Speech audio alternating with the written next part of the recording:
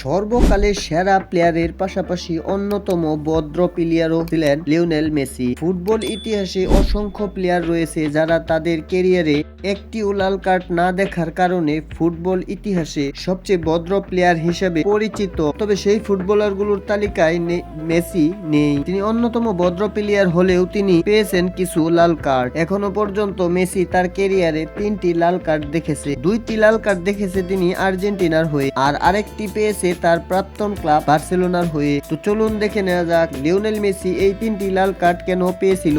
Lionel Messi বার্সেলোনার হয়ে একমাত্র লাল কার্ডটি পেয়েছিলেন স্প্যানিশ সুপার কাপের ফাইনালে, যে ফাইনালটি বার্সেলোনা খেলেছিল অ্যাটলেটিকো বারবারের বিপক্ষে।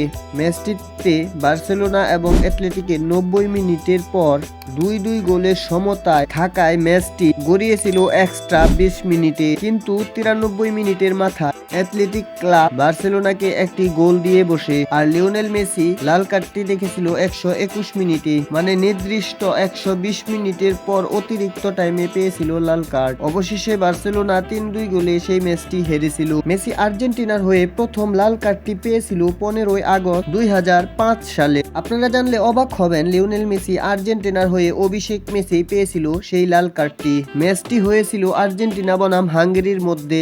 64 মিনিটের মাথায় সাবস্টিটিউট হিসেবে নামে লিওনেল মেসি, কিন্তু মাঠে নামার 1 মিনিট পরেই লাল কার্ড দেখে মাঠ ছাড়ে লিওনেল মেসি। মানে অভিষেকের 1 মিনিটও হয়নি লাল কার্ড দেখে মাঠ ছেড়েছিলেন লিওনেল মেসি। মেসি তার ক্যারিয়ারের আর্জেন্টিনার হয়ে দ্বিতীয় লাল কার্ডটি পেয়েছিল কোপা আমেরিকায় 2019 সালে, যে ম্যাচটি হয়েছিল আর্জেন্টিনা বনাম চিলির। যে ম্যাচটি ছিল 2019 সালের কোপা আমেরিকার 3য় স্থান নির্ধারক। ম্যাচটির 37 মিনিটের মাথায় লিওনেল মেসি এবং চিলির ডিফেন্ডার কেরিমেডেল দ্বন্দ্বে জড়ায়, যেই কারণে দুই দলের দুইজনকেই লাল কার্ড দেখে মাঠ ছাড়তে হয়। তো বন্ধুরা, এই ছিল লিওনেল মেসির ক্যারিয়ারের 3টি লাল কার্ড।